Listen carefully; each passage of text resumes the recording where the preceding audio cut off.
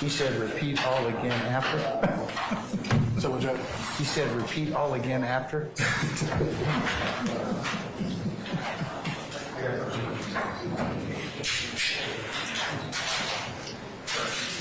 You good? I can hear you.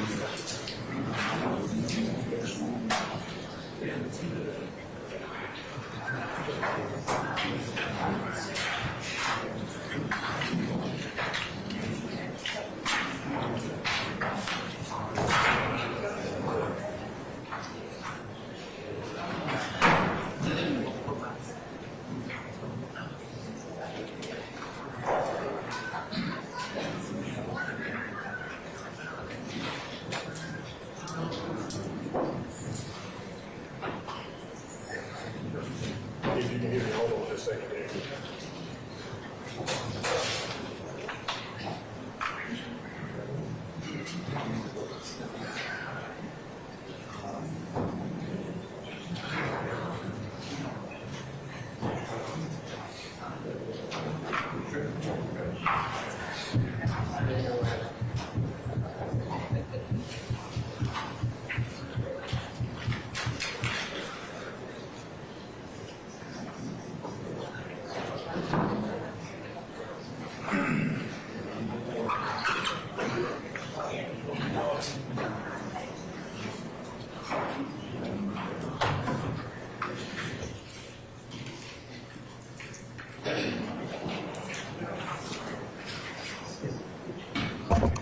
All right, Sergeant Ingram's everybody back, sir? Yes, sir. Everybody's perfectly accounted for. Okay, how about our jurors, sir?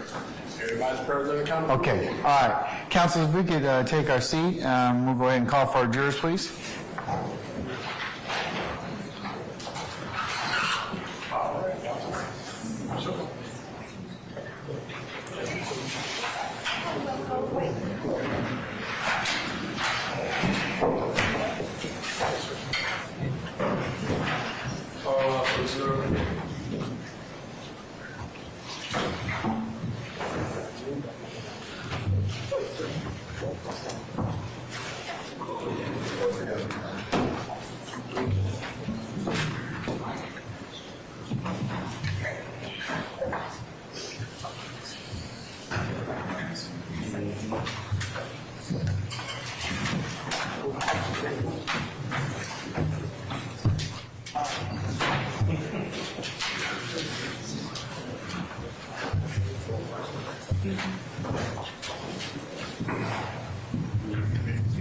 All right, ladies and gentlemen, please be seated.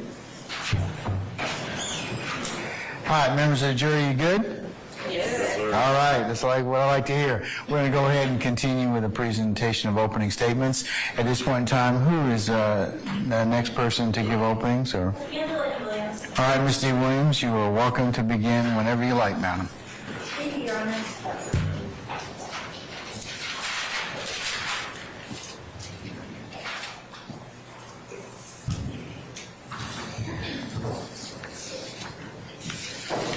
Hope everybody had a good lunch.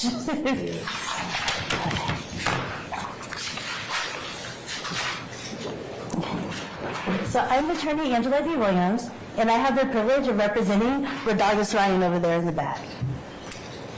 Poor, young, convenient. That's all it takes to become the target of the state. I'm gonna break that down for you. Poor. Rodriguez was born on a couch. Let that sink in. He was born on a couch.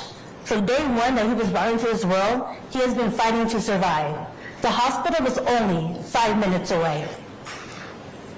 I don't want to throw a school under the bus or anything, but the elementary school and middle school that he went to, 98% of the children there were on free or reduced lunch. What that means is they lived at the national or under the national poverty level.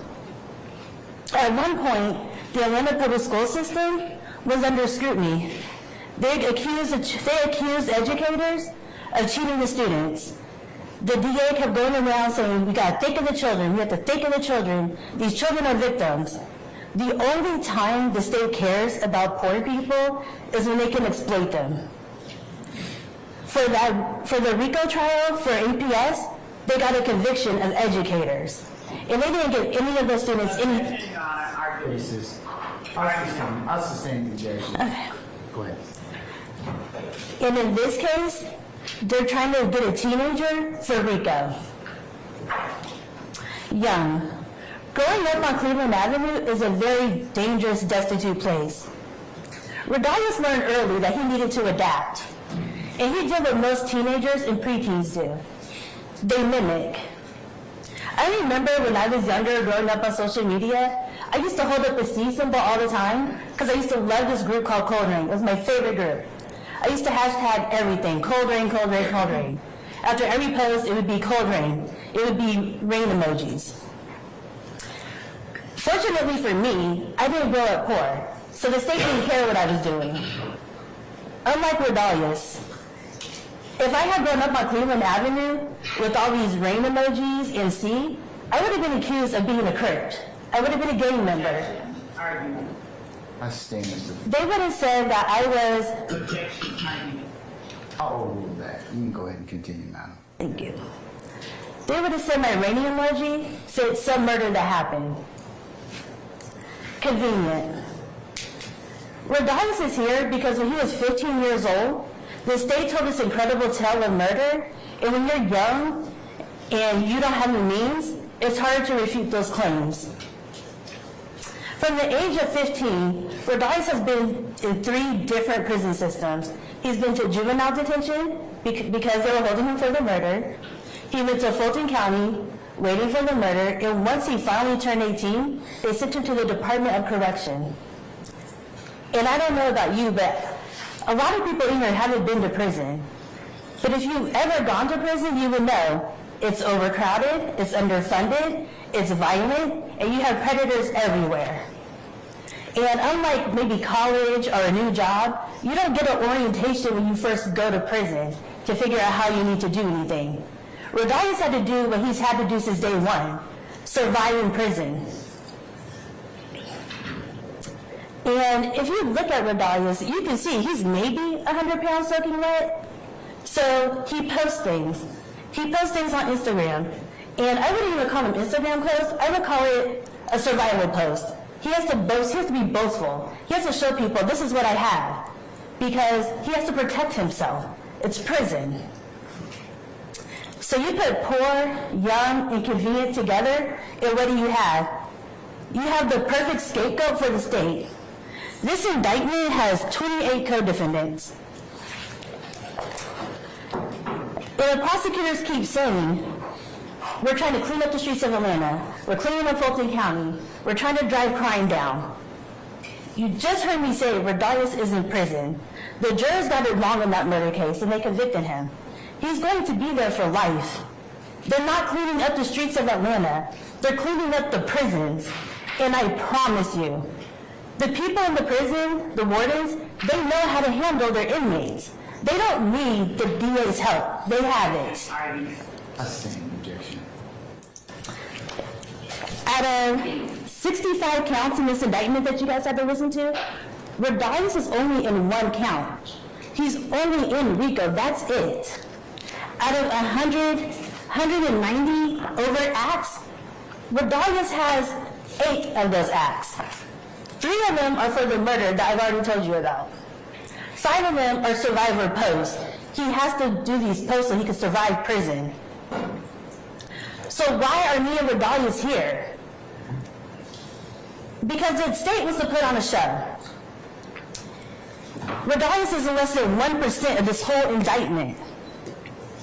This reminds me of this anime named Bleach, where it's 16 seasons. Every episode is about 18, 20 episodes. Sorry, every season is 18 to 20 episodes. And they have season 4 and 5. They have these bouts. They're villains of the whole thing in season 4 and season 5. The main characters are trying to get them out of Soul Society. You go to season 6, you don't hear about the bounce. You go to season 7, you don't hear about the bounce. Why don't you hear about these important characters? Because they're filler characters. It's a filler season. Me and Rodalius, we're fillers. We're not integral to the story. They just drag him out of prison to jail to make this bigger than it has to be. We're basically distractions. So, as a juror, what can you do to tell the state, we're not going to be distracted? We don't need to listen to filler. You come back at the end of this with a not guilty for Rodarius Ryan. You tell them we do not want to waste our time on fillers. We just want to get to substance.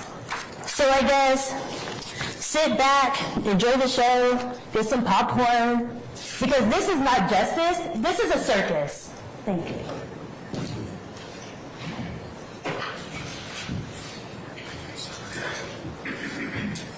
All right, who else wishes to make an opening statement? Mr. Apt? All right, go right ahead, sir. Thank you so much.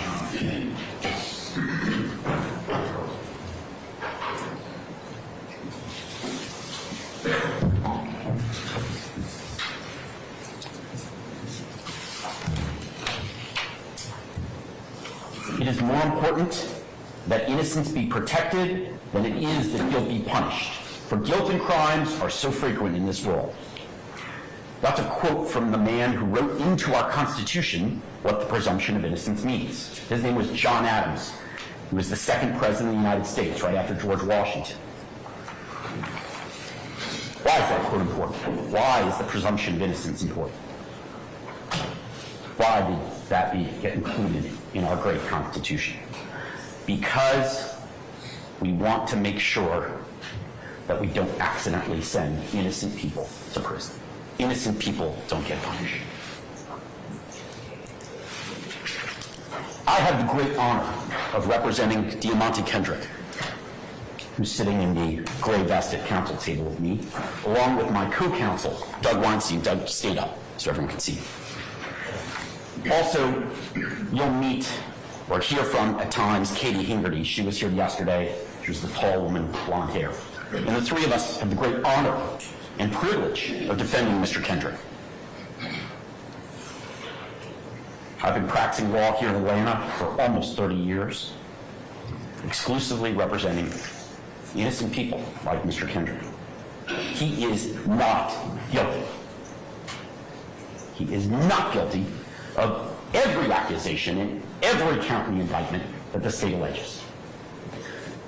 Let me say it a third time, just so you're clear. He is not guilty of every single charge against him.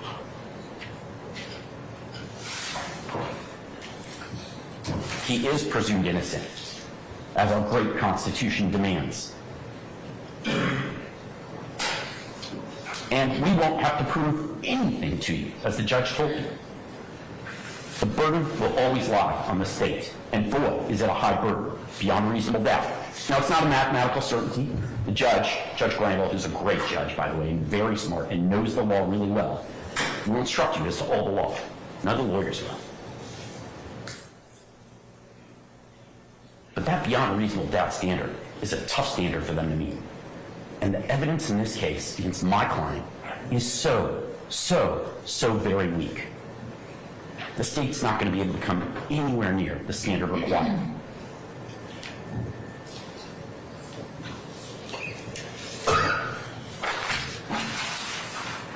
My client, Mr. Kendrick, grew up here in Atlanta in a tough neighborhood. He did not come from money. He was poor, hungry, deprived, socioeconomically disadvantaged. But he had a loving mother, a mother who's been with him the entire time of this case and will be every day. And she made sure that he had the best upbringing that he could. You heard Mr. Steele earlier talk about the disadvantage of how Mr. Williams was brought up, and my client had a similar upbringing. It was tough. Food, clothing were sparse. But he dreamt of a better life for himself and for his family. And through hard work, through creativity, maybe a little luck and fortitude, he became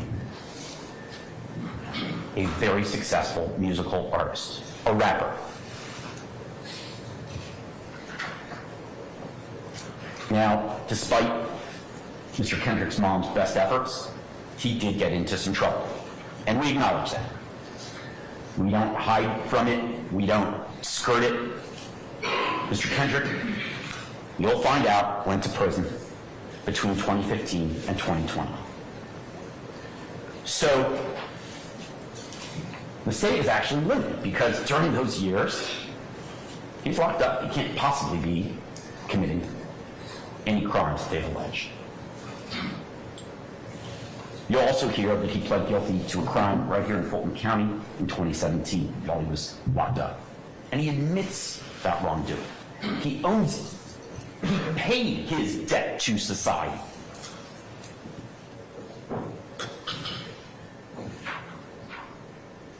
But he also worked hard and obtained success in the music industry. And not just for fame or money. Mr. Kendrick did it because he wanted to give back to his community, a community that was disadvantaged. And that's exactly what he did when he got successful. He did tremendous civic duty. You'll hear evidence that he volunteered, he helped coach a youth football team, and he gave back to his community. He gave back because he knew it was the right thing to do. Now the state, and the evidence will show, the state, the police, and the prosecution want to use Mr. Kendrick's past. They put it in the indictment. Despite having paid his debt to society, the state is going to use his prior conviction to try to bootstrap these old crimes that he's already paid his debt for to get you, to convince you that he's guilty of these new offenses. They're going to try to get a second bite at the apple, despite the fact that he served his time, that he pled guilty. They want you to find him guilty again because of a debt he's already paid. And that's not right. They can't prove, using actual evidence in this case, the new crimes that they're alleging in the indictment, so they have to get you to pay attention to the old past he left behind.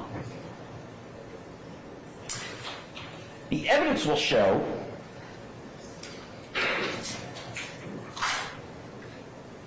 that he is not guilty of the charges in the indictment, and that the police and the prosecution's case is so incredibly weak. But they have to distract you with the old Mr. Kendrick, the Mr. Kendrick that paid his debt and pled guilty and served his time.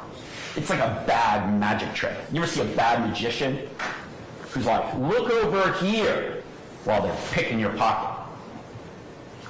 That's the evidence the state wants you to pay attention to.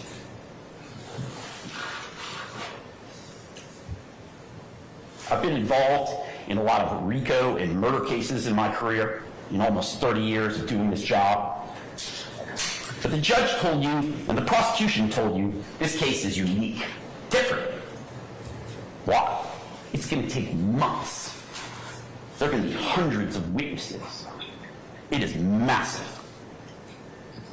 It's definitely the biggest case that any of us have ever been in. Maybe the biggest case in the history of the state of Georgia. Why is that? Lots of murder cases, gang cases, RICO cases take 1, 2, maybe 3 weeks to try at most. Why is this case going to take months? I'll tell you why. Because the evidence will show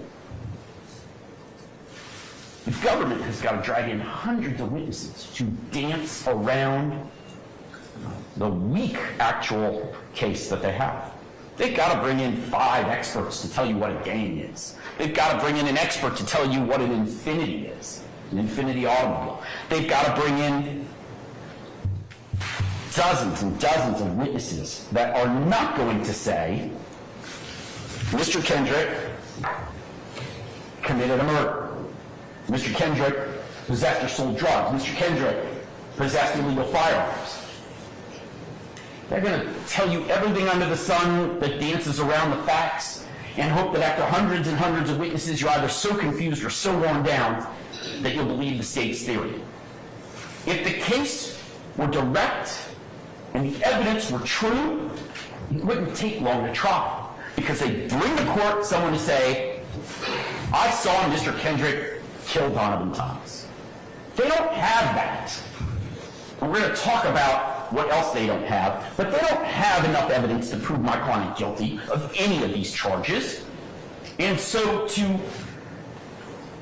put lipstick on a pig, they've got to try and bury you with hundreds of witnesses that won't tell you that my client's guilty beyond a reasonable doubt. Why not bring in someone to say, Mr. Kendrick's fingerprints were on a firearm. Mr. Kendrick's fingerprints were on a bag of drugs. Mr. Kendrick's fingerprints were in the Infinity that was used to kill Donovan Thomas. Mr. Kendrick's DNA was present at the scene of the crime. Why not bring in one witness out of the hundreds that you're going to hear from that will just say, I saw Mr. Kendrick do it? Why not? Because it doesn't exist. And our Constitution and our set of laws and our democracy demand more. They demand that high standard. You may not like Mr. Kendrick or any of these other defendants, but we are not here for a popularity contest. We are here to decide something so much more important. And the state doesn't have the evidence to do it.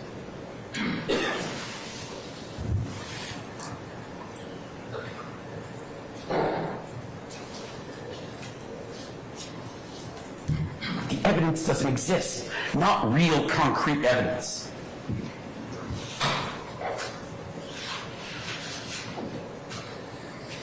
The evidence will show that the state is trying to find Mr. Kendrick guilty by association.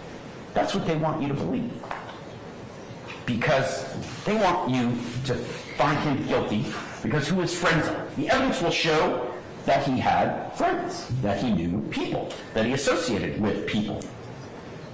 I thought in America we had freedom of speech, freedom of association in the First Amendment. But the state wants to present evidence to show you that those freedoms are not true, that the Constitution does not matter.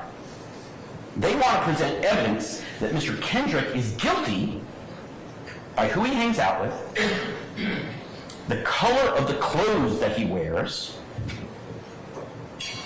the symbols he makes with his hands, and the beautiful lyrics that he writes and sings. Those aren't actual crimes, that's just free speech.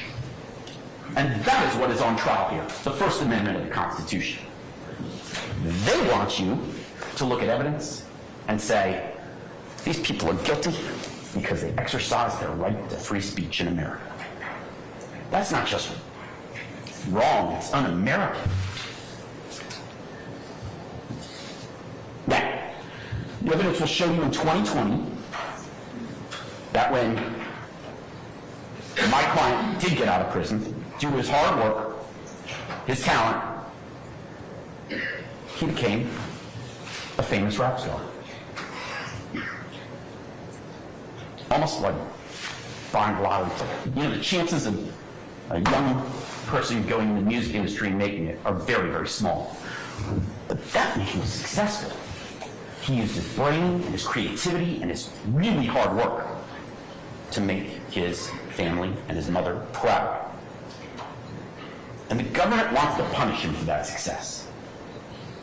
They told you in their opening argument to find him guilty because of overt acts.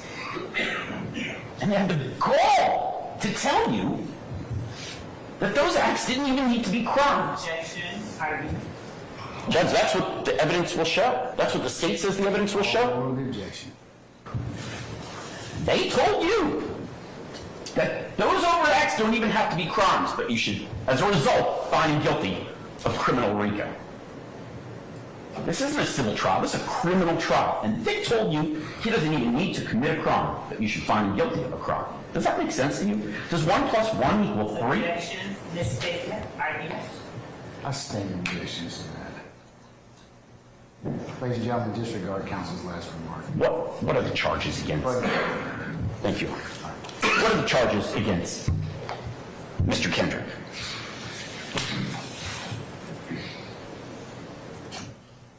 The first and the biggest is a murder.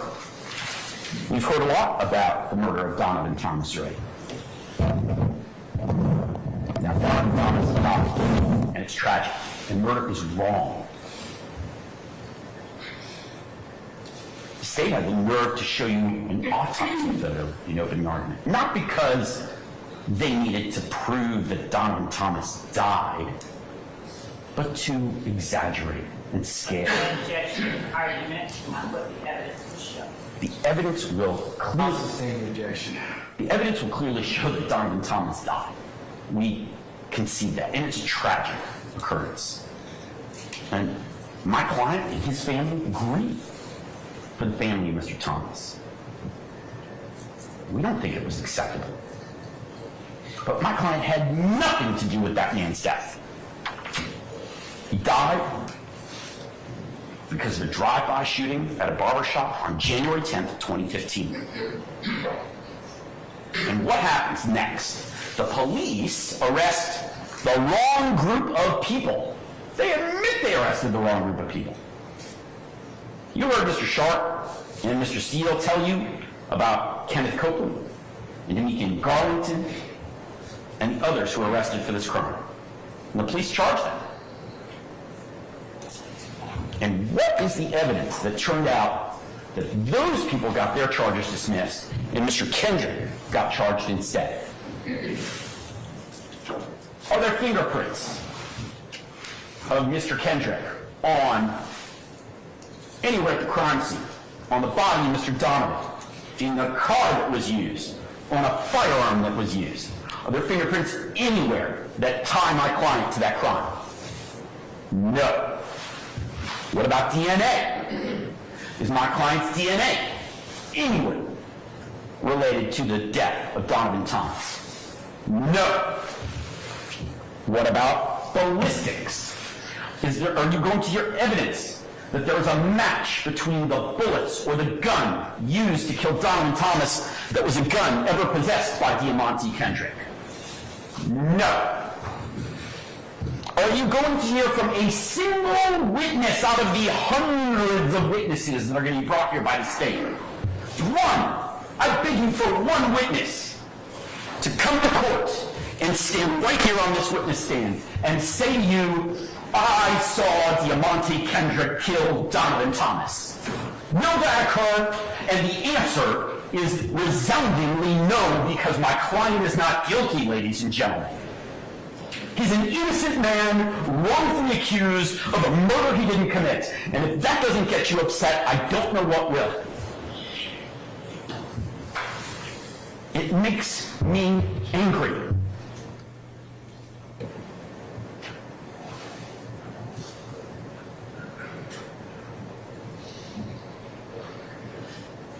Not one witness.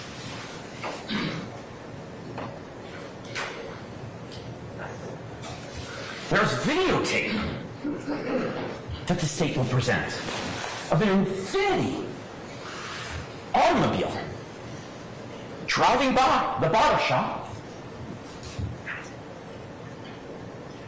and being used to kill Donovan Thomas.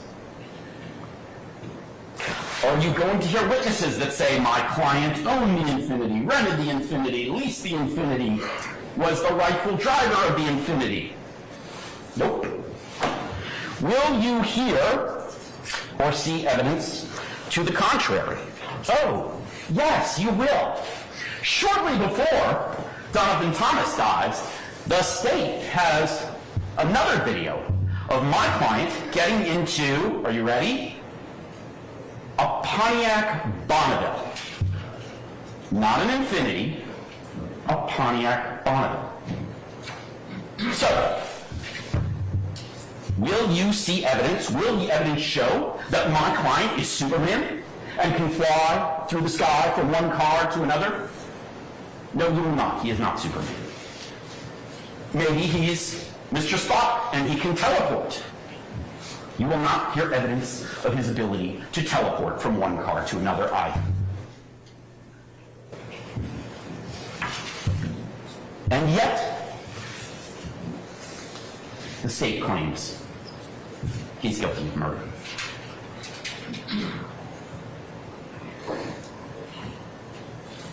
Now remember, you heard previously about a man named Nicholas Robinson, whose real name is Spencer Wright. He came in and told the police, and they made arrests of Mr. Copeland, Mr. Garlington, and others, the state's key witnesses.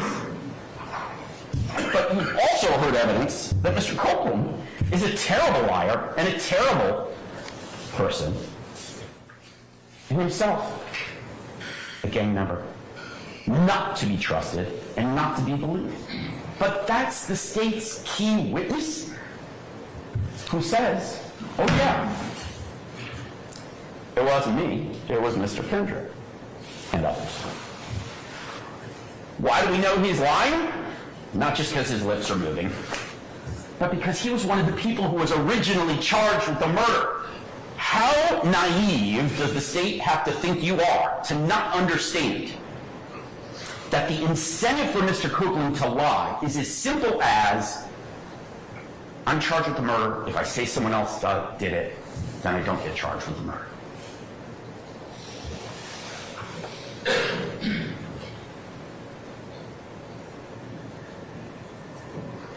It's a ridiculous theory that they have, quite frankly.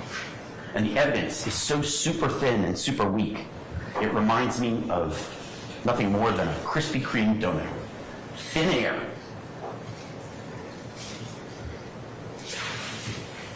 In fact, Mr. Garlington, when he's interviewed by the police, says, yeah, I don't know who killed Donovan Thomas.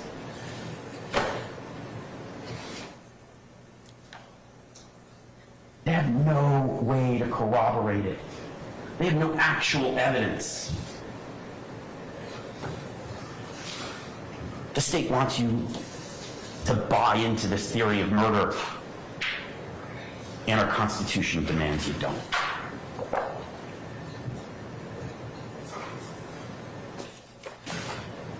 They charged a bunch of people, the police, the Atlanta Police Department, figured out, oh, we messed up and got it wrong, but now we're going to charge a bunch of other people. But trust us this time.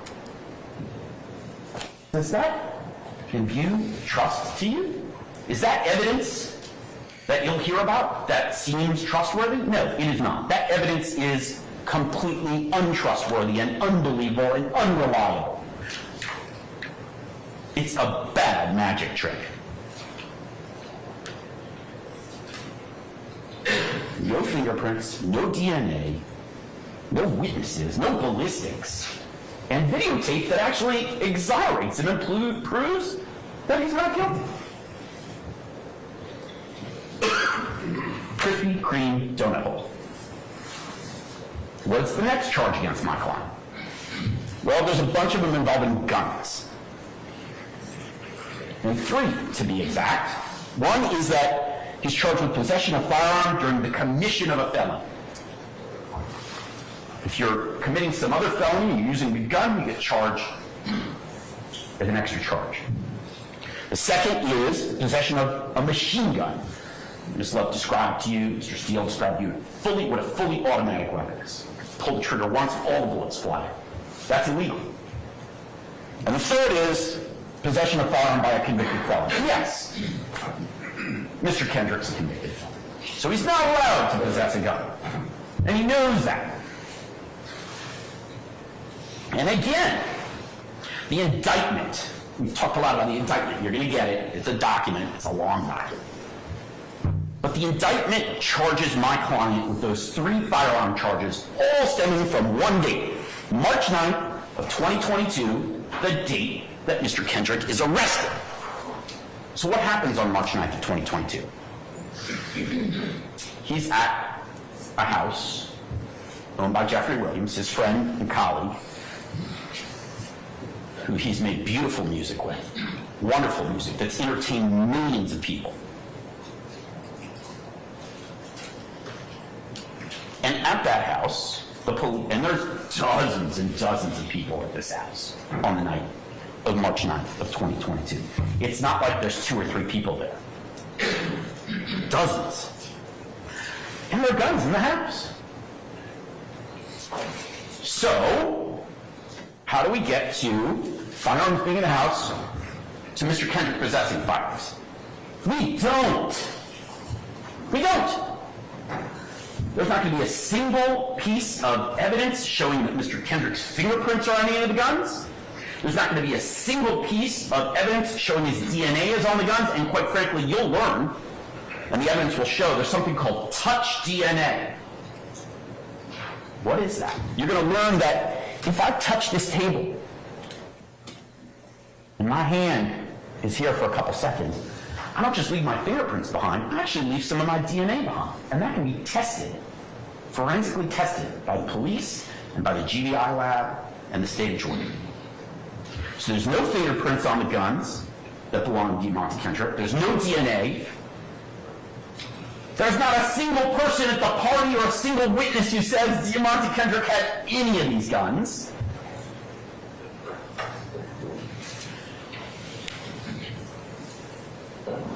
No one is going to say he bought any of the guns. No one's going to say he sold any of the guns. No one is going to say he possessed any of the guns.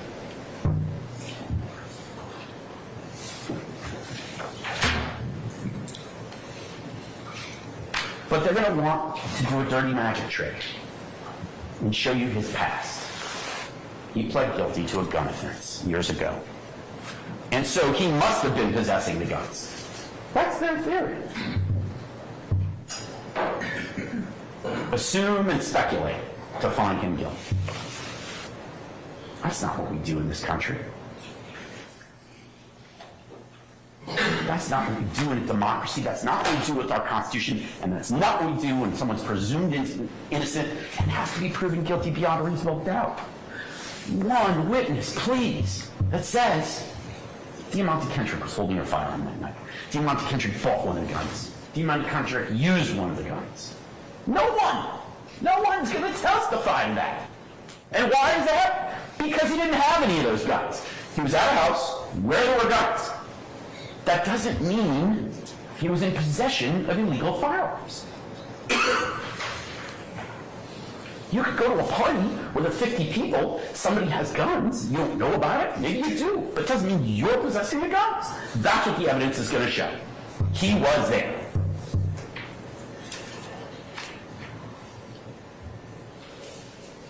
There could have been a bazooka in that house. I don't care. Mr. Kendrick wasn't in possession of any firearms, illegal, machine gun, or otherwise. He didn't control a gun, he didn't use a gun, he didn't buy a gun, he didn't sell a gun, he didn't hold a gun. Not one witness. And there are dozens of people that they could call to say, oh yeah, I saw Mr. Kendrick hold a gun, but not one. And there could be hundreds of witnesses. I want to bury you with witnesses so that you'll forget about the presumption of innocence and what real evidence is required. Zero, not zilch, donut hole, reasonable doubt. What will they show you? What will the evidence show that night on March 9th? Well, they'll show that Mr. Kendrick was afraid. He's a black man in America, and there's a team of people swarming a house with firearms. He's not sure if they're police or not. But in 2022, after COVID, BLM riots, people like George Floyd died, he had a reasonable and healthy fear, fight or flight. Mr. Kendrick doesn't want to fight. He doesn't want to fight the police, and he doesn't want to fight people who aren't the police if they're armed. But he knew that there were people swarming the house with guns, and it turned out they were the police. So what did he do? He ran.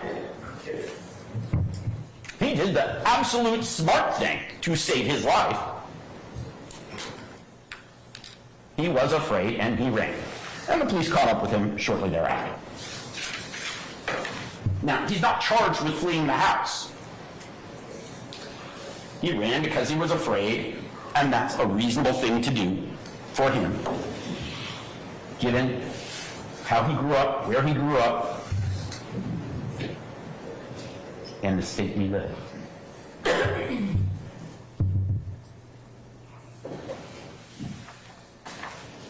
And when the police caught up with him, just shortly thereafter, did they find him holding an FN, the type of gun Ms. Love described? Did they find him holding a strap machine gun? Did they find him holding a Glock? Did they find him with an AK-47, an AR-15, or any other kind of gun? No! He was unarmed because he never had a gun.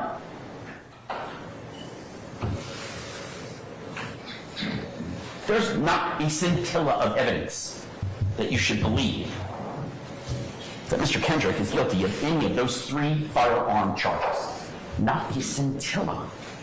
Hundreds of witnesses. I asked for one to come to court and say, Mr. Kendrick was holding a gun that night. What about the next set of charges? They're drug charges against my client. But all the drug charges against him, possession of cocaine, possession of codeine, all the drug charges alleged against Mr. Kendrick are again from March 9th of that year. From the date he was arrested, the party at Mr. Williams' house. And apparently the police find drugs in the house, where there are dozens and dozens of people. So again, I ask you, listen to the evidence. What will the evidence show? Will the evidence show my client's fingerprints on a bag of drugs? No. Will the evidence show my client's DNA on a bag of drugs? No. Will a witness come to court and tell you he was using drugs that night at the house? No. Is there videotape of my client snorting a line of cocaine? No. Is there going to be a witness who tells you that my client sold him drugs? No. Is there a witness that's going to tell you that my client bought drugs? No. Is there going to be any evidence that my client possessed, used, bought, sold, controlled drugs on the night in question? Absolutely not. There were drugs at the house, my client was at the house, there are dozens of people at the house. 1 + 1 does not equal 3. It's another Krispy Kreme donut hole for the prosecution. Zero, nada, zilch.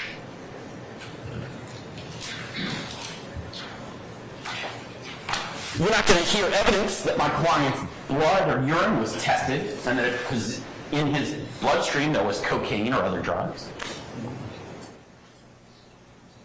And the indictment says that the drugs that they're charging him with are from that date, March 9th, 2022, the date he was arrested, not any other day in his life.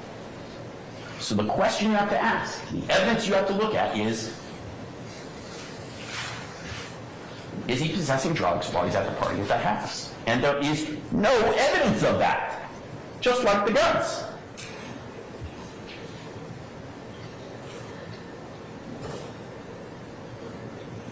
The next charge against my client is gaming activity. And the gang activity they allege, very specifically in the indictment, it's not just any gang activity, it's gang activity related to the possession with the intent to distribute illegal drugs from March 9th of 2022. And again, where is the evidence?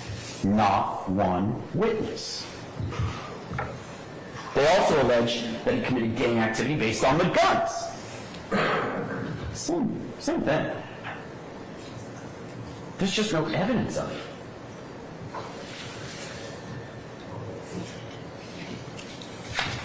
It is not illegal to be part of a group in America. Freedom of association. Otherwise, the Atlanta Falcons would be an illegal street game because they wear red and black and they have certain symbols they wear. And the Braves. Certainly the Braves, because they lost in the playoffs. Maybe the state of Washington better. It's not illegal for my client to want to wear the color green and do fancy symbols with his hands, but they're going to bring dozens of witnesses in to talk about that. So what? That's not a crime. Illegal gang activity requires my client to have committed a crime and be in a gang. And YSL is not a gang, but we'll get to that in a minute.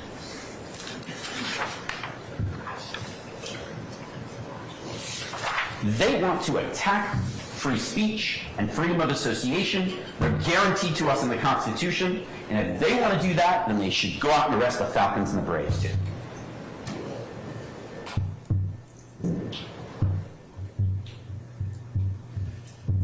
Not one witness is going to come to court and say, Mr. Kendrick possessed, sold, bought, used drugs as part of gang activity. Or possessed, sold, used a firearm as part of gang activity. I want you to tally, keep count, take notes. How many witnesses the state brings in this case? Hundreds.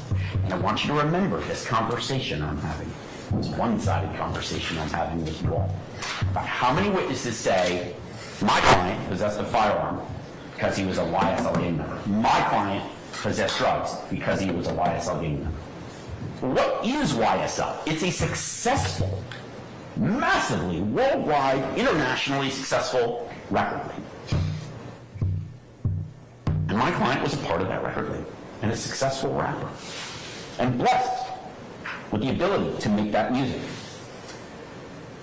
And last I checked, those lyrics, which the state is going to try and use, are just part of free speech.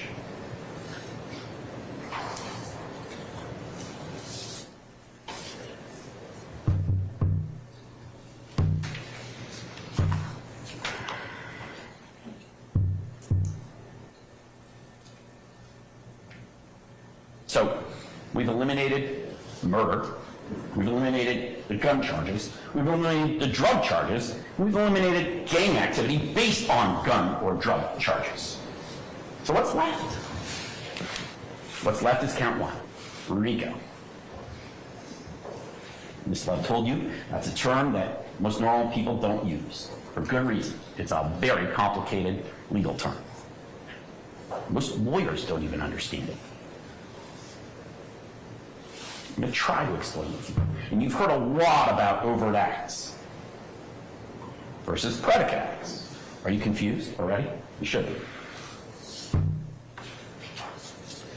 They want you to believe, and they want the evidence to show, that Mr. Kendrick is guilty of this vast conspiracy because who his friends are, who he hangs out with, the colors he wears on his clothing, and the lyrics that he writes, the rap music that he makes. And they suggest to you this is all part of a vast conspiracy. But the reality is, some of these lyrics may be offensive to you, and that's okay. Because in a free society, we have free speech. That doesn't make it a crime. The state says that the evidence will show that they dug to find out the murder and then used the lyrics to support it. You know, I watched Goodfellas. It was a movie about real crimes that took place. It was written by Martin Scorsese and acted out by Robert De Niro. The DA's office is going to go arrest Mr. Scorsese and Mr. De Niro. They're exercising their free speech to tell a story. Why can't my client, Mr. Williams, do the same and write lyrics about crime? Maybe they're offensive. Maybe the movie Goodfellas is offensive because you see people committing crimes. But in a free society, we're allowed to exercise free speech. It's the price we pay to live in a free country, and it's a great price. Just because someone raps about murder or other crime does not make it a crime.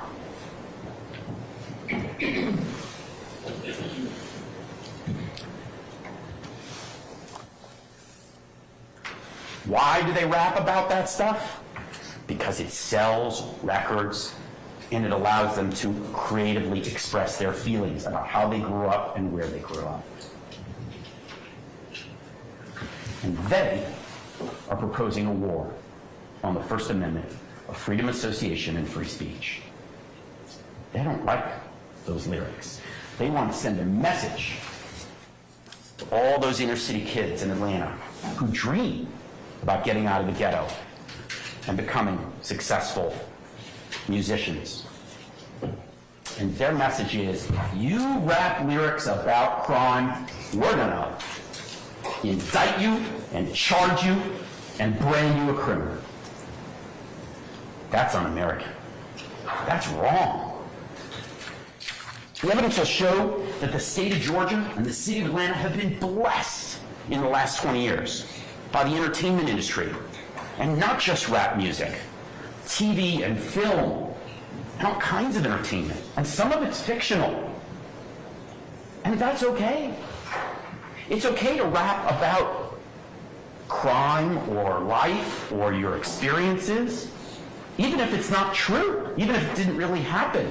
That's just free speech, ladies and gentlemen. That's not evidence of a crime. That's protected in our Constitution. It's a protected part of living in a free society.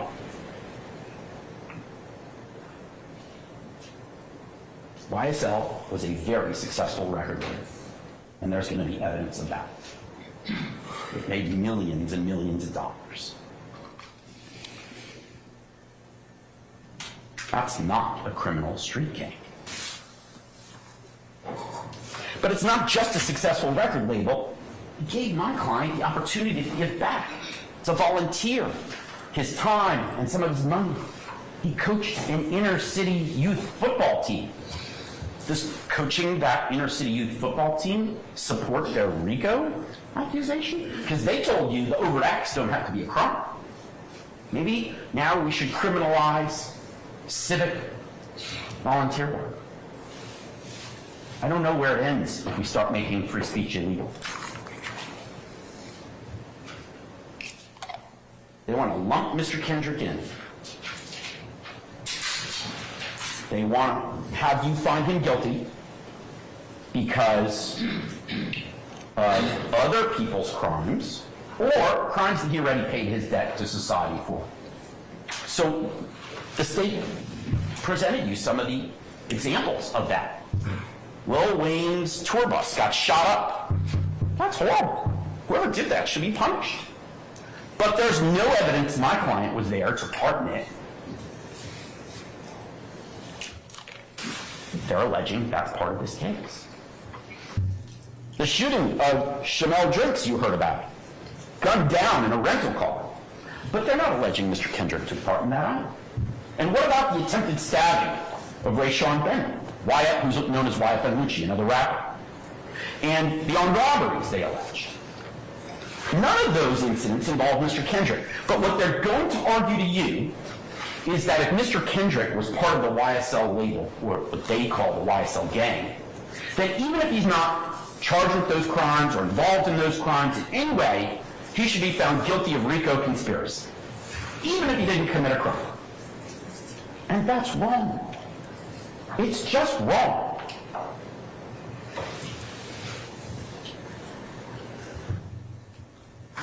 That's why they have to go to such great lengths and bring hundreds of witnesses in to establish other crimes, other acts, other incidents that my client had nothing to do with. It's a bad magic trick. Look over here at Lil Wayne's tour bus.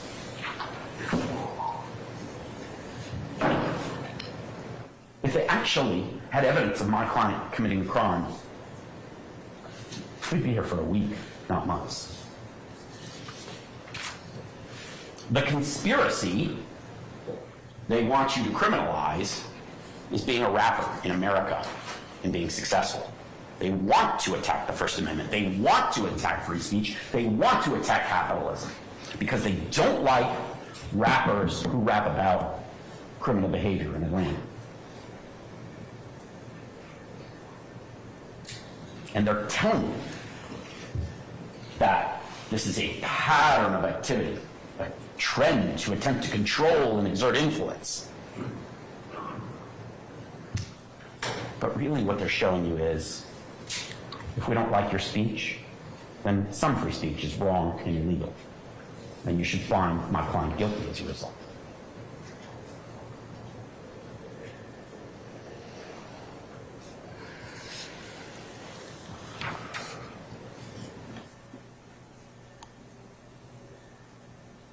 They don't want you to find Mr. Kendrick guilty based on his actual actions, just based on the words he wrote and sang. They don't want you to find Mr.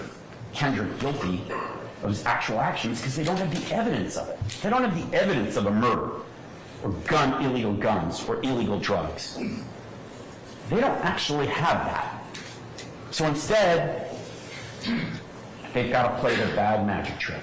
But you're smart and you can listen to the evidence and you will see it's nothing but a Krispy Kreme donut. That's what the evidence will show.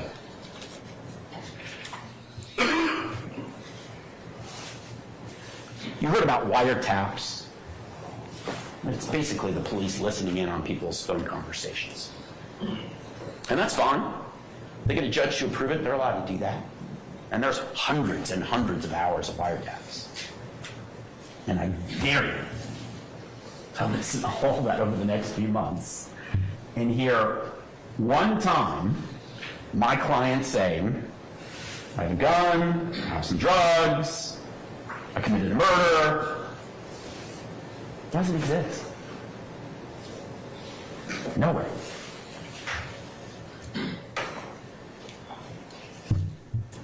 I'm part of the YSL gang.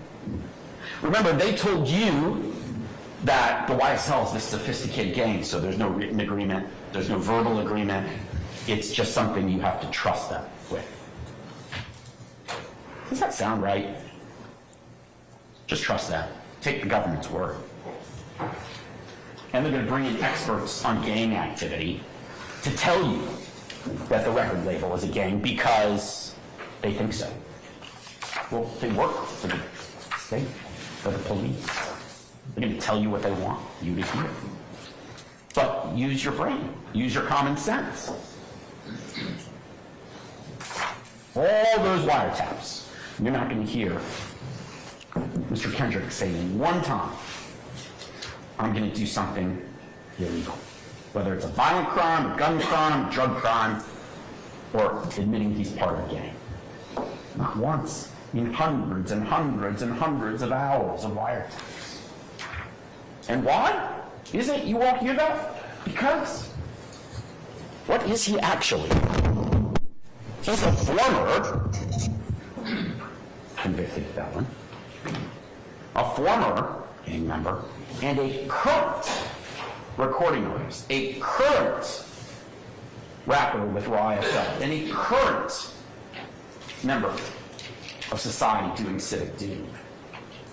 They have to point at his past and get you to only look at that because the actual evidence from March 9th and from January 10th, the 2 dates in the indictment that accused my client, there's no evidence of him committing a crime. The state turned over to us, the prosecution, 6 terabytes of data in this case. Now, I'm not a computer expert, but I want to talk to you about what the evidence will show. A lot of that evidence you're going to hear and see. What is a terabyte? It's an enormous amount of computer data. And here's what I'll sort of tell you the analogy is. If it were pieces of paper, 6 terabytes would be 420 million pages of documents. 420 million pages. That's how much evidence there is in this case. Is there one page? Is there one witness? One set of fingerprints, one set of DNA, one videotape that shows my client committed a murder, that shows my client possessed illegal drugs, that shows my client possessed a firearm, that shows my client committed illegal gang activity, or that my client conspired with others to commit crimes? It's a donut hole. It's a Krispy Kreme donut hole. You don't get the glaze, you don't get the donut, you just get the air in the middle. What did Mr. Kendrick do? Oh, they have pictures of him flashing gang signs and wearing green. They have pictures of him standing on the hood of Rayshawn Bennett's car at Lenox Mall. Oh, God forbid. He stood on the hood of another rapper's car, and they want you to believe that is the evidence that he's part of this vast conspiracy. No, standing on someone else's car, it's a nice car, is juvenile. It's silly. Maybe it's even a misdemeanor. But they didn't charge him with that misdemeanor. Instead, they charged him with RICO conspiracy. Standing on the hood of this other rapper's car must be proof that he's part of this vast conspiracy they're alleging.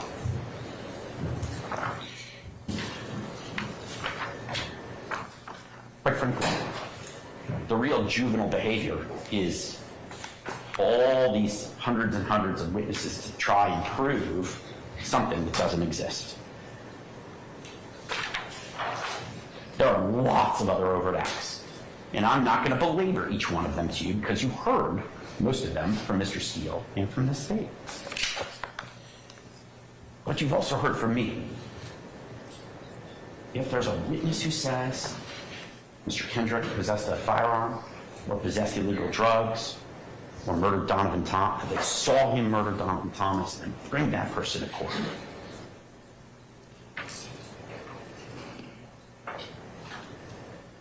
Mr. Copeland, their star witness, is going to come to court and say that Mr. Kendrick admitted to him, Mr. Copeland, that he was part of the group that killed Donovan Thomas.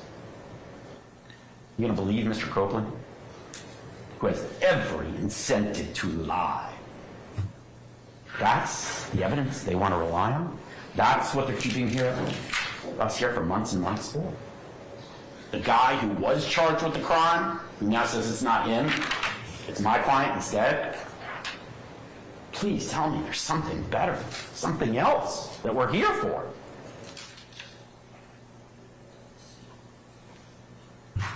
Please tell me we have anything near proof beyond a reasonable doubt. We don't.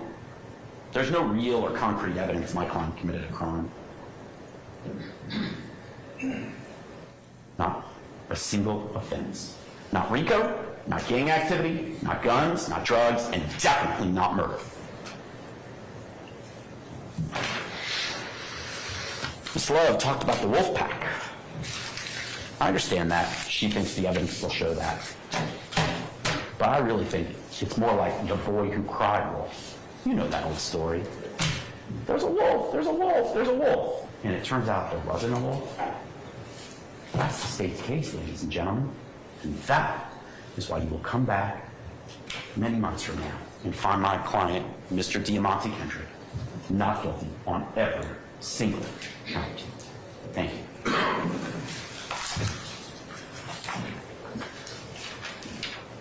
Mr. Harvey, you wish to make an opening statement this time, sir?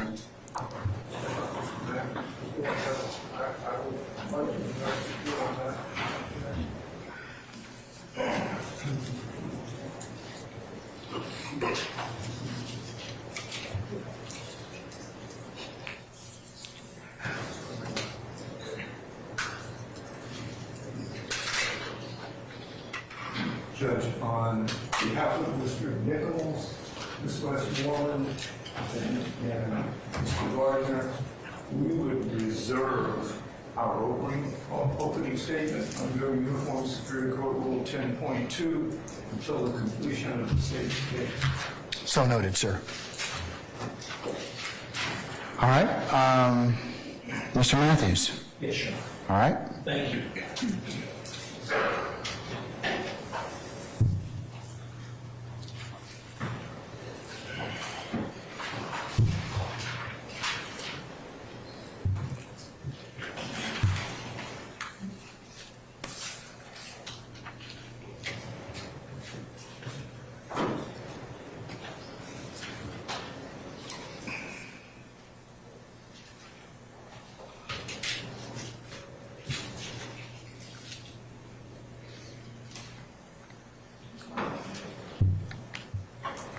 Good afternoon, ladies and gentlemen.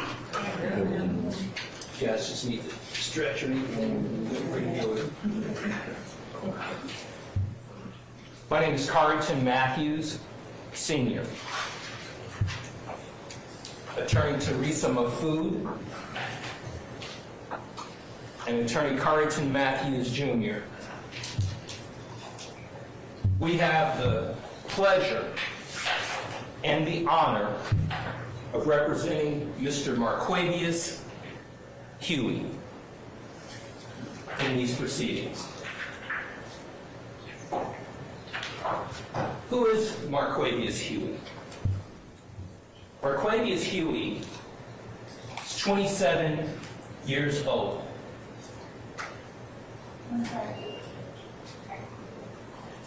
He is 27 years old. He was born and raised in Atlanta, Georgia.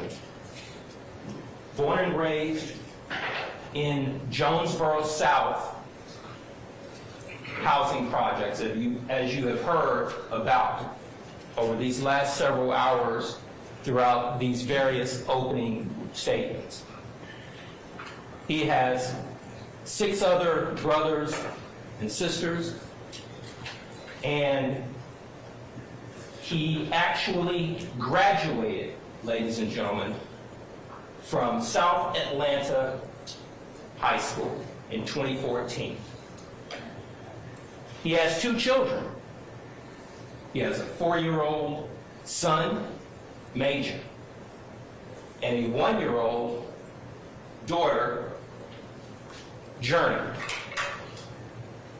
Mr. Marquavius Huey is not a convicted felon. He can sit on a jury. He can own a firearm. He can vote. And he can do what other law-abiding citizens can do as a non-convicted felon. He has goals, ladies and gentlemen. He has goals of being able to one day open a store, a retail store that sells men's and women's clothing. It's one of his goals. And when he grew up in Jonesboro South, ladies and gentlemen, he grew up with various folks that live in that community. As any community that you live in, you gain friendships and you grow up together. And Mr. Huey, he grew up. He grew up with Jeffrey Williams. They were friends from childhood. That's what the evidence will show. You will learn it. Now, let's get into the Overt Act 76. This is a theft by receiving of a handgun in 2018. That's one of the overt acts in this case, ladies and gentlemen. Now, in that particular indictment, back in 2018, that actual indictment was brought by the Fulton County District Attorney's Office. They brought it in 2018 against Mr. Huey. Also in 2018, they reduced it to misdemeanor disorderly conduct. They gave him 12 months probation, and they agreed to that reduction. This table, this organization, this agency, in 2018. Now, in 2018, they reached that agreement with Mr. Huey. Now here we are in 2022 when this case was indicted, and now in 23 when it's being heard, they're using the same charge that they initially charged him with, of theft by receiving of a handgun. They reduce it down to a little misdemeanor, disorderly conduct. And now they say, hey, let's tell the ladies and gentlemen of this RICO trial that this is an overt act in a RICO conspiracy in a YSL case. That's what they have brought to you in this indictment. The evidence will show that in 2018, this had nothing to do with anything concerning RICO. Because the evidence will show, had it, now keep in mind, the dates 2013 to even the present is what the government just told you all yesterday, was this RICO conspiracy. So in 2018, ladies and gentlemen, if this particular overt act has anything to do with a RICO conspiracy today, why did the same agency decide in 2018 that a felony theft by receiving charge negotiated, agreed to, should get reduced down to disorderly conduct? But this is what the evidence will show. You will learn it, and this is what's been handed to you. Now, let's break it down. This indictment. Counts 3 through 7 we're going to go through first, and then we're going to go through another grouping of counts. But these are, there are a lot of charges in this indictment with respect to Mr. Huey. There are a lot of charges, right?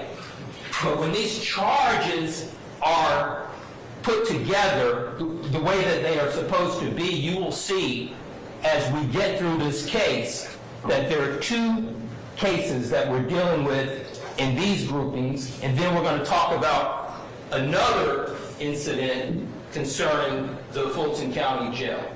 So just stay with me. We're going to get there. Let's first talk about April 26, 2019. These are counts 3 through 7. Count 3, overt act 88, Mr. Huey is charged with armed robbery. They're saying that on April 26, they're alleging that Mr. Huey, as a party to a crime, committed this armed robbery against this gentleman by the name of DeJuan Maynard. That's what that particular count talks about, an armed robbery, using a firearm with an unknown person to take these items from this person. We're going to get into details, but I'm going to go over the charges first. Count 4. They are charging Mr. Huey with overt act 89, aggravated assault, saying that with that same firearm that Mr. Huey pointed the weapon at Mr. Maynard as he took the items, and that this makes up an aggravated assault. That's the charge. Going over the charges, then we're going to get into what the evidence is going to show. That's count 4. Count 5, the same one case we're talking about, the same one grouping, aggravated assault, because there was this other individual by the name of Damon Jenkins who was with Mr. Maynard. So they have charged Mr. Huey with this ag assault on the Damon Jenkins. Same grouping, same incident, April 26, 2019. And then count 6 are these tag-along charges that you typically come when you get charged with an armed robbery. You're going to get an ag assault, you're going to get a possession of a firearm during a commissioned felony. That's how the government, that's how they indict cases. Those are the charges. We'll get into all that later, but these are the charges. We'll get into that at a different stage in this trial. But that's count 6, saying that Mr. Huey had in his possession this firearm when this alleged incident happened, where they are claiming that Mr. Huey was involved. We're going to get into it. And then 7 is that same gun charge against Mr. Damon Jenkins. So that's 3 through 7, ladies and gentlemen. April 26, 2019. So what happened? Let's get into it a little bit. April 26, 2019, around 12:39 a.m. in the morning, at 741 Morosco Drive, Northeast, Atlanta, Georgia, at this apartment complex called Core Lindbergh Apartments. That's a stock photo of that particular complex. Now, here's the story. The story is that, and we're not disputing that this incident happened. We're disputing that Mr. Huey is ever a part of it. Mr. Huey stands before here. He signed an indictment and indicated that he is not guilty and he is innocent of these charges. And we stand here straight and we look you in the eye and we stand tall that Mr. Marquez Huey is innocent.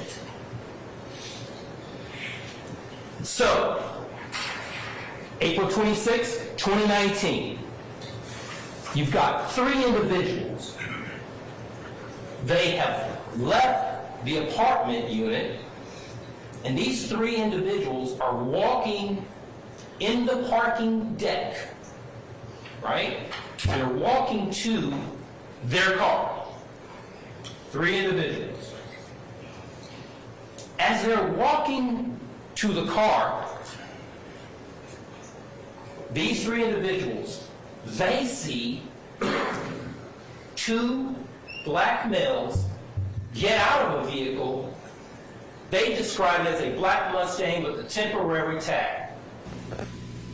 So these 3 individuals, they're in the parking deck, they're walking to their car, and 2 other individuals get out of the car and they begin to chase these 3 individuals.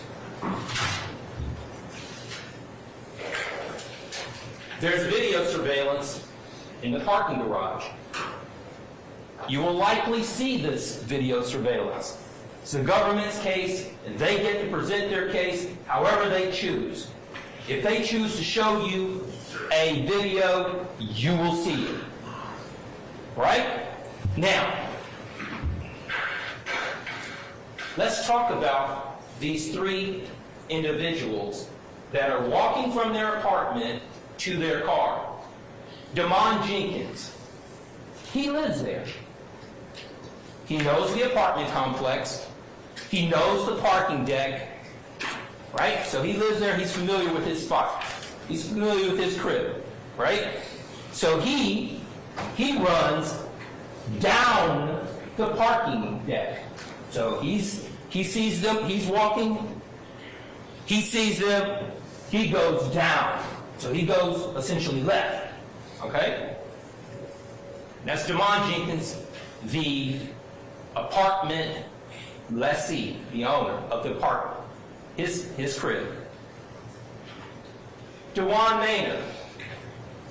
Dewan Maynard is with Damon Jenkins, right? What does he do? So he's visiting his friend, Damon Jenkins. Damon Jenkins has the keys to Maynard's vehicle. Maynard is the one with the jewelry and the items, right? Maynard, he goes right, and he goes up the parking deck, right? And he's running.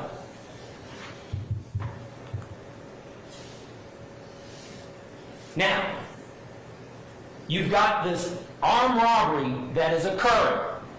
You've got Damon Jenkins going left, down the deck. You've got Maynard going right, up the deck. Now, pay close attention. The 2 perpetrators, they decide that they are going to go after one person. not 2, right? This is an armed robbery, right? You've got 2 perpetrators, you've got 3 victims. One of those victims goes left, Jenkins, Maynard goes right. Maynard is the one person out of those 3 that those 2 perpetrators go after. So you've got 2 individuals that are the perpetrators chasing Maynard up the parking deck. The third male, I guess he goes down, and he is not chased. He goes down, one goes left, he ducks, the other one, Maynard goes up the deck, the 2 perpetrators chase Maynard. That's the story, that's how it's happening. Now, the 2 perpetrators, they reach Maynard. When they reach Maynard, ladies and gentlemen, Maynard, he says when he got hit with, one of them hit him with a firearm, and that they took items. Now, these are the items that Maynard says were taken. This is what he says were taken. He says a ring, a diamond 5-point star ring. He says 2 gold chain necklaces, one with a cross, another with diamonds, 1 pair of diamond earrings, a gold Gucci bracelet, a SunTrust debit card, a Gucci bag, a Louis Vuitton bag, and some cash. So you got all this grouping of items that Maynard says that was taken from him.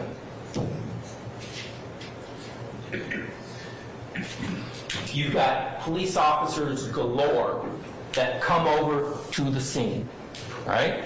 So you've got responding officers, you've got white shirt officers, you've got sergeants, everybody responding there, trying to figure out what happened. They talked to Maynard and Jenkins, right? They talked to the security guard, Joel Hines. Joel Hines, he says that, I was patrolling the area. I saw this black vehicle that had been parked and running for about an hour or so. It had tinted windows, and I couldn't see inside. And, apartment owners, sometimes they'll come sit in their apartment, in their cars before they go inside, so I didn't think anything of it. I didn't see anybody. I didn't get a look at anyone. So the security guard, he doesn't see any individuals that are in the black vehicle. They canvass the parking deck. The officers, they get surveillance videos from the parking garage. So that's what the officers are doing. That's what they did that night, right? Now, here's where it gets interesting, ladies and gentlemen.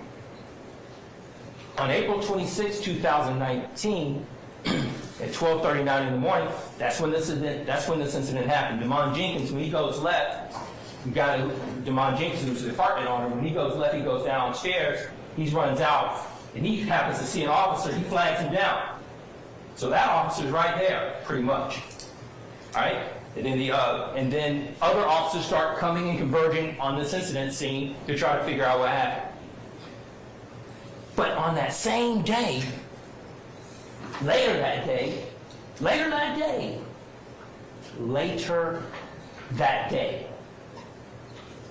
Maynard, the one whose items he claims were taken, he does this, I don't know if he does an internet search, what he does.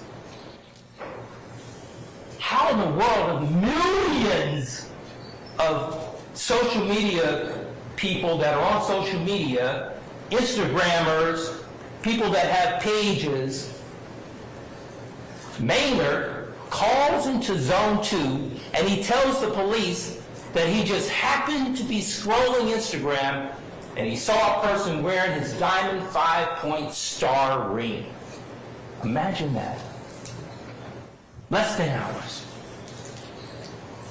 So what does he do? Maynard calls in. You will hear evidence that when he calls in, that he sends some photographs. I'm going to get to that. So the case is assigned to Detective Jeffrey Henderson on April 28, 2019. So the case now has a detective. A couple days later, Detective Jeffrey Henderson now has this case. What does he do when he gets the case? Well, he gets Maynard to send him these photographs.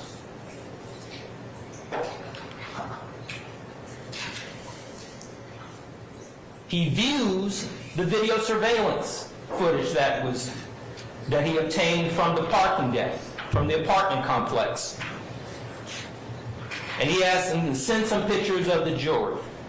So send this information that you found on Instagram, send me some pictures of your jewelry, and send me some videos, and let me take a look at the video surveillances that I was able to get from the parking deck.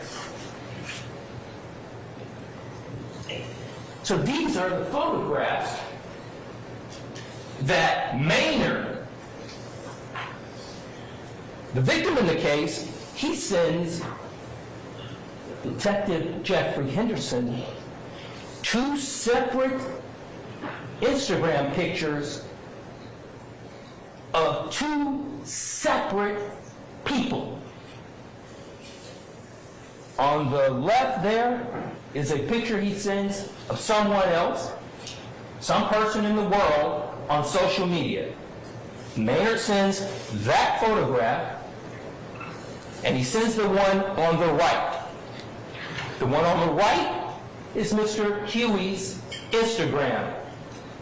The one on the left is someone else's Instagram. He sends these to Maynard, to the Detective Henderson. 2 different people with the same ring, or the similar ring, or some ring that looks like the one that he owned the same day. So he becomes his own detective. Now, the video that was obtained from the parking garage, ladies and gentlemen, that video, it shows the 2 perpetrators running after Maynard, right? One of those perpetrators has on like a black jacket and maybe some red pants or something of that nature. The other person has on a gold puff jacket and some black slacks, pants or jeans or whatever. So that's what the video is showing from the parking garage. So, what does Detective Henderson do? So he goes on to Mr. Huey's page, and I guess starts scrolling Mr. Huey's page. Oh, Mr. Huey has a gold puff jacket. But guess what, ladies and gentlemen? In this particular, Mr. Huey's is on the right, standing in front of a black Infiniti vehicle that belongs to his lady, Justice Woodard, who is the mother of their 2 children, Major and Journey. On the left is a photograph. You heard Mr. App talk about that huge discovery that was sent to us. The evidence will show that that particular photograph is part of the discovery that came to us in this pile of evidence that is a part of this case. That on the left are 2 young men. And what's interesting here, ladies and gentlemen, is that apparently that year, the gold puff jacket from Zara was a very popular item for young people as part of their wardrobe. We know that because you're going to learn that this is what was sent to us, and that is what was going on with the dress back in 2019. 3 different people with the same gold puff jacket that was provided to us in discovery, that the government provided to us. So the gold puff jacket is relevant here. Why? Because what was Detective Jeffrey Henderson's investigation at that point? Maynard sends him these two hands with the similar jewelry. Maynard sends him a piece of jewelry of his own to say, hey, you know, this is what was one of the items that was taken from me. And the video, ladies and gentlemen, from the apartment complex shows a person with that similar gold puff jacket. And what does Detective Jeffrey Henderson do with that information, ladies and gentlemen?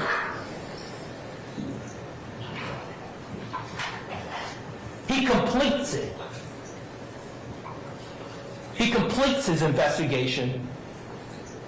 This happened on April 26, 2019. 4 days later, he gets a warrant for Mr. Hughes' arrest on that investigation. That is the case. Now, there is no photographic lineup that was ever done. Maynard never says he saw Mr. Huey that night on April 26, 2019. They're not wearing masks. Mr. Devon Jenkins never selects Mr. Huey out of any photographic lineup. In fact, there was none done. There was no photographic lineup performed or attempted to be performed by Detective Henderson for the benefit of Maynard or the benefit of Jenkins in this case. He took what he got from that video surveillance, went on to receive the information that Maynard sent him, and decided that there was enough for a warrant. No photographic identification, no fingerprints left at any of those scenes, no shell casings that are linked to any firearms belonging to Mr. Huey. None of it. That's what you're going to learn.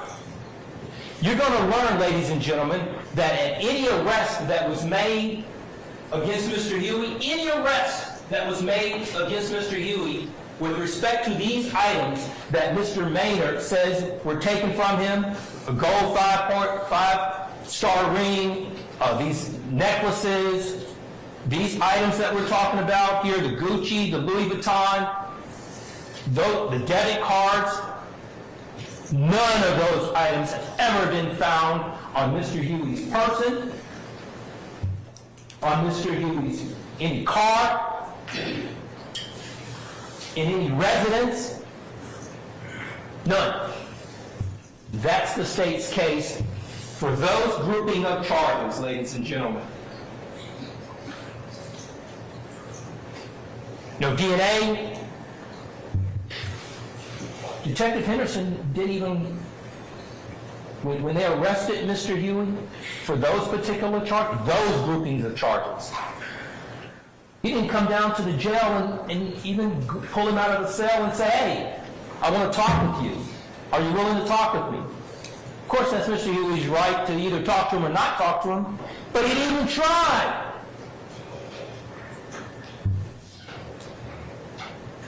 No other witnesses out there at that location that are going to tell you that they ever saw Mr. Huey at that location. That's what you're going to learn about that grouping of cases.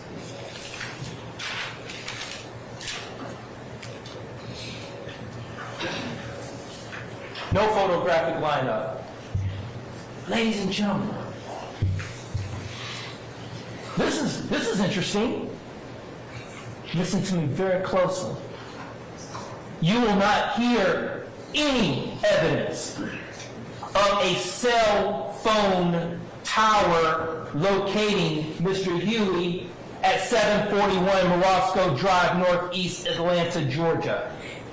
You will not hear it. In the technology-driven world that we live in, cell phone evidence is powerful in terms of being able to put people at locations.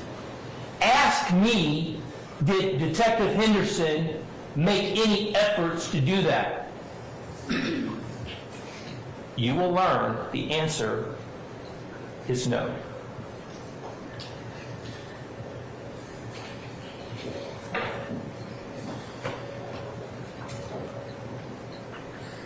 Okay, that was that grouping of cases, ladies and gentlemen. Okay? That was that case from April 26, 2019. Okay? Now let's move on to this other grouping of cases that we just, that I want to talk about now. So let's move on to another time and another place. Let's go to October 1st, 2020. Now, count 14, when you all get this indictment, count 14 over Act 116 charges Mr. Huey with armed robbery, alleging that Mr. Huey and another unknown person committed an armed robbery against a gentleman by the name of Gary Holloman. That's what count 14 says, by use of a firearm. That's 14. 15, we're still on October 1, 2020. These next series of counts are going to deal with one date. This particular count, 15, armed robbery, says that on that same evening that Mr. Huey, along with this unknown person, committed this armed robbery against Domisha Coppage, who is out there with Gary Holloman at an address that we're going to get to in just a moment. But I want to go over the charges first, and we're going to get into the facts in a moment. So that's the charge right there. Count 15, an armed robbery concerning Domisha Coppage.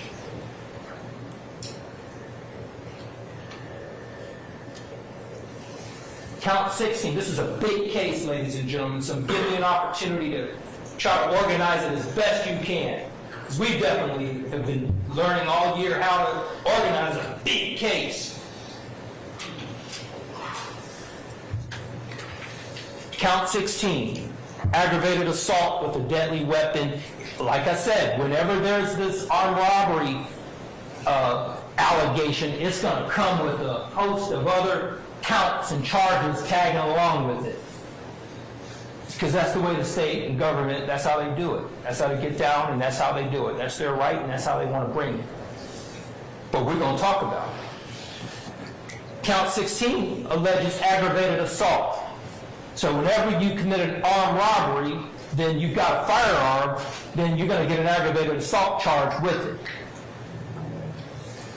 That's the aggravated account charge that deals with Gary Holloman. That's 16. 17 deals with Domisha Coppage.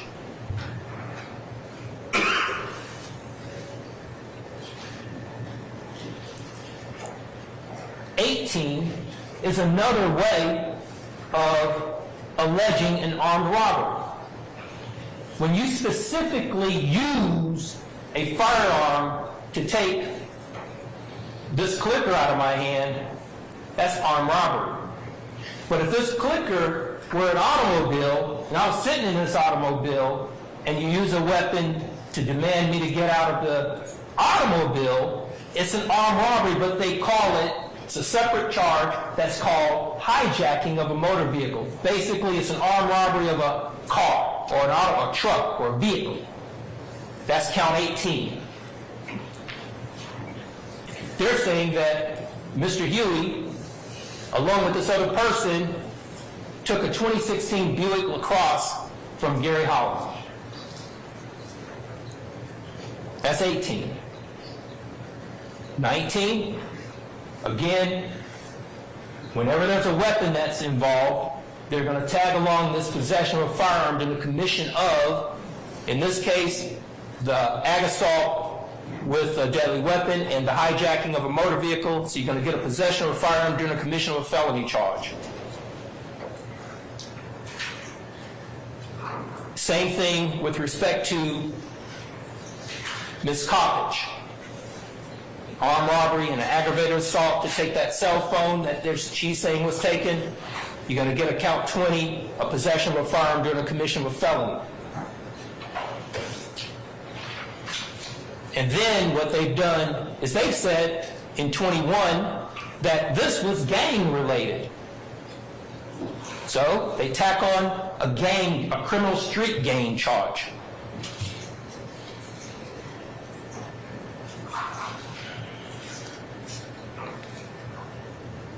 And the same thing for Ms. Coppage.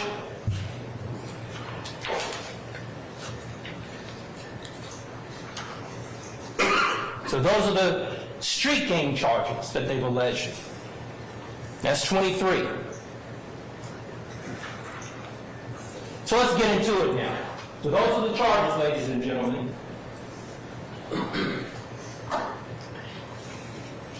On October 1, 2020, 250 Fulton Street, Southwest Atlanta, Georgia. Not very far from where we are now, over by the juvenile court building. They're alleging that on this particular October 1, 2020, in the evening hours,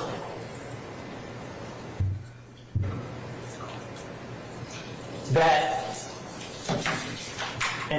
these charges that we just talked about occur. Now let's deal with it. What is being alleged here? Gary Holloman, who's no longer with us, ladies and gentlemen. Gary Holloman sold pills for a living. He was a drug dealer. And Mr. Huey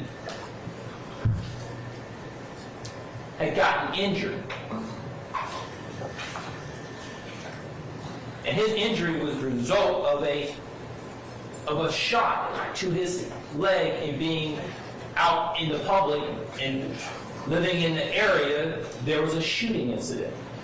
He got shot. Okay? When he got shot, he ran out of the ability to get medicine the right way.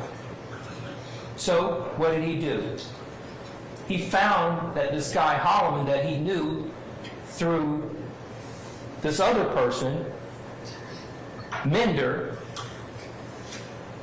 that Mr. Holloman sold Percocets. So what happens? He had been dealing with Mr. Holloman for some period of time. You're going to hear about it. And how do you know you're going to hear about it? Because when Detective Henderson comes into this courtroom and sits in this witness stand, I'm going to ask him questions about it. Now, Huey knows Gary Holloman because they had been doing business. Mr. Holloman purchased 2 or 3 pills periodically, $20 a pop, Percocets. And he dealt with Holloman various occasions. Nothing unusual. I'm going to meet you. I'm going to call you. Right? He calls him. Huey calls Holloman from time to time. Right? And when he calls Holloman from time to time, Holloman, in fact, you will learn through Henderson that Henderson, when they arrested Mr. Huey on these charges, they sit Mr. Huey down in an interview room. And when they sent Mr. Huey down in an interview room, Henderson reads him his rights. And Mr. Huey agrees to talk with him without an attorney, because I don't have anything to hide. I'm okay talking to you without a lawyer. He sits down, talks to him. And Mr. Huey, he didn't know specifically why he was even being arrested at that moment. And you'll hear about it, right? And when you hear about it, Henderson is saying, hey, somebody's saying that you carjacked him. Okay, tell me about it. What are you talking about? And then Huey and Detective Henderson, Huey says, okay, so you're talking about the streets been talking. The streets been talking. They saying that I set Holloman up. They saying I set Holloman up. I didn't set Holloman up. I deal with Holloman. I didn't set this man up. Holloman chose this particular location for us to meet him. We've met before. I know this man. In fact, now here's where it gets real interesting. In fact, Huey says to to Henderson, Detective Henderson, you can look through my phone. So, Henderson looks through the phone. And what does he see, ladies and gentlemen? He sees a... Your Honor, we're going to object to this portion of Basis. self-serving hearsay. Yep, the evidence will show. I'll overrule the objection. The evidence will show, ladies and gentlemen, that Henderson, they have the phone out. Huey is leaning over. Henderson has the phone. They're scrolling.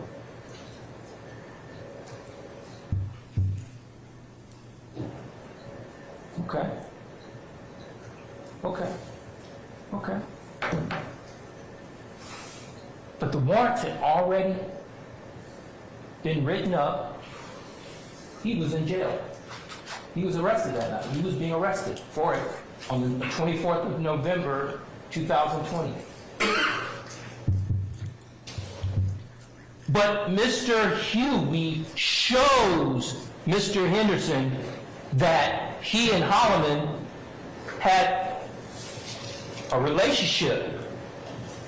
You got something I want, you got something that I want to get, some Percocets, they're available. That was our relationship, right? Now, that's what Huey says to Henderson, and is corroborated in a phone that belonged to Mr. Huey that Henderson was allowed to look at on that particular morning when they arrested this man. So that's what came out from Mr. Huey. Let's talk about what came out from Mr. Holloman when he called 911. So what does Holloman basically say in the 911 call? He says that I just got robbed, and he says my nephew homeboy robbed me. My nephew's homeboy robbed me. That's what he says. And I was meeting with him because my nephew wanted me to give him some money to put on my nephew's books at the Fulton County Jail. That's what Holloman says to 911. Now, you're going to ask yourselves, ladies and gentlemen, the evidence is going to show that you don't need to give money to your nephew's homeboy to put on your nephew's books at the Fulton County Jail. The evidence will show there are many ways in which you can put money on somebody's books at the Fulton County Jail instead of giving money to your nephew homeboy. So, you are going to have to reconcile that story that my man Holloman told 911. And in the 911 call, he didn't say, that's what he said, my nephew's homeboys, I'm putting some money, giving money to giving some money to my nephew homeboy. That's what he said. So you're going to reconcile those. You're going to have to balance those two versions of events. You're going to have to ask yourself, and here's the other thing you're going to learn with this same case. You're going to learn that Mr. Holloman tells Mr. Henderson that Mr. Huey didn't have a firearm. And he's going to say, whatever he's going to say from my understanding is somebody just walked up out of the dark and put a stick on him and took his car, not Mr. Huey. What is Delmisha Coppage? Delmisha Coppage, you're going to learn that she actually lived at 250 Fulton Street, right? And that Mr. Holloman was there to meet her, right? And you're going to learn from Delmisha Coppage, if they decide to call her as a witness, that they interviewed Delmisha Coppage in September of 2022, shortly after they indicted this case that we're here today on. They decided to go out and, do their field interviews of their alleged victims and talk to them. In September of 2022, Delmisha Coppage tells Officer Investigator Viverito, she tells this law enforcement person that, they took BG's car, Gary Holloman, BG. They took BG's car, and they also took my car, the other one left in my car. You will hear that. And there had been no information, allegations of her car ever being taken on October 1, 2020 until September 22nd, 2022, when she told it to Investigator Viverito. Mr. Hughes not even charged with taking Delmisha Coppage's vehicle. Why would she say something like that?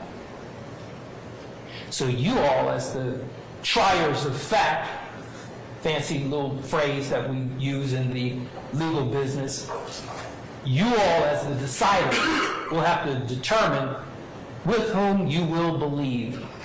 What is the credibility? So those are things and decisions that you will have to make. But her car was never, ever taken.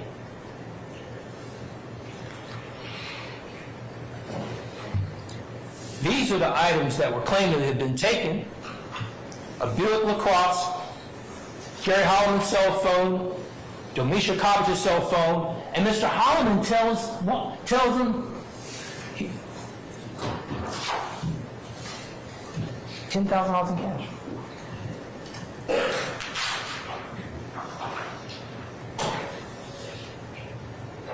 You will be assessing the credibility of witnesses throughout this case. For each of these wrongfully accused individuals that are seated at these tables. Now, witnesses are going to come into this courtroom, and they're going to sit right here. And you'll see me. You may see Attorney CJ. You may see some of these other lawyers. We're going to be standing right here, ladies and gentlemen. And we're going to be asking them questions on the witness stand. And they have come into this court and raised their hand, promising to tell them God's honest truth. And when we get them into this courtroom, and when we cross-examine them, and we bring it out and establish certain things, we're going to come back to you, and we're going to tell you why, when we set this in opening, that this is the way it should go.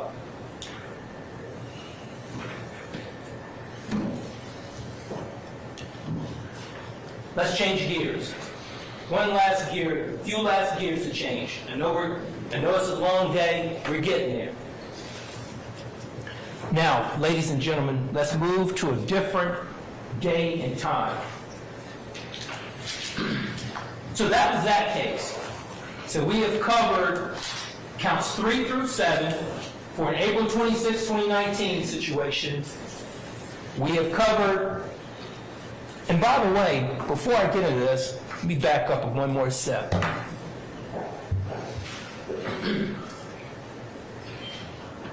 No Buick LaCrosse was ever found in Mr. Huey's possession. No cell phone was ever found in Mr. Huey's possession belonging to Jamisha Coppage, Gary Holliman. And in fact, there's technology out here, ladies and gentlemen, where these smartphones, these iPhones, they stay on, right? You can track these bad boys. We're going to be asking questions down the line. So when I'm up standing and cross-examining and talking to these witnesses, pay very close attention to, that technology, these smartphones. What did Detective Henderson do to follow up? Mr. Matthews, I hate to interrupt your opening remarks. Can we take a brief comfort break? How much longer do you have, sir? Probably 30 minutes. Let's take a comfort break, okay? All right, 10 minutes, ladies and gentlemen.